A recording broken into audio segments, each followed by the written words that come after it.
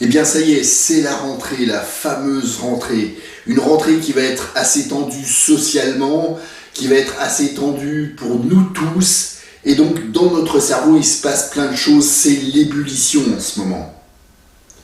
Alors ce qui est intéressant, c'est de comprendre l'agitation qui est en train de grandir dans ce que j'appellerais le cerveau collectif.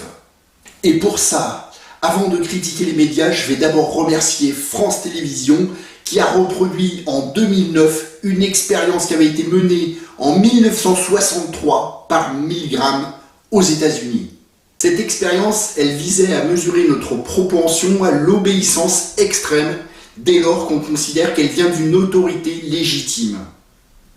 Tout individu seul, confronté à n'importe quel pouvoir, devient faible et donc obéissant au pouvoir. Alors, à l'heure actuelle, dans notre société, qu'est-ce qui est devenu un pouvoir ? Eh bien, les médias, par exemple, les politiques, le médecin, enfin tout ça, ce sont des pouvoirs par rapport à nous.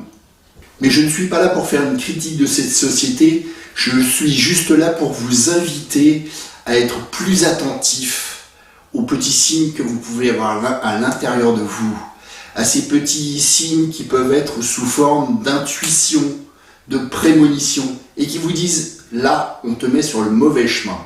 Et pour ça, il faut comprendre comment ça se passe dans le cerveau, il faut comprendre comment fonctionnent nos émotions.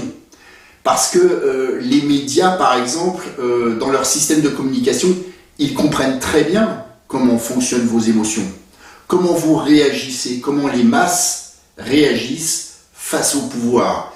Et c'est comme ça qu'on vous manipule, c'est comme ça que l'industrie vous manipule, etc. etc.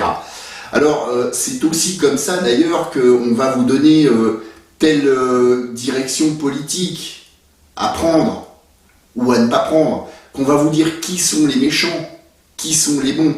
Le pouvoir de ces communicants est de plus en plus présent. Il faut savoir qu'en 1963, lors de l'expérience de Milgram, c'est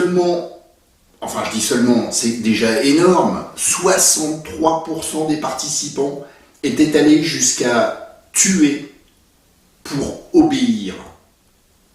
En 2009, lorsque l'expérience a été refaite, 81% des participants étaient allés jusqu'à vouloir tuer.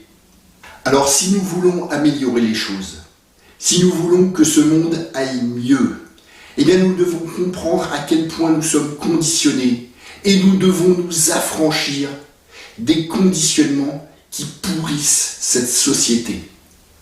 Ce sont nos propres conditionnements qui conditionnent ce qui va se passer autour de nous.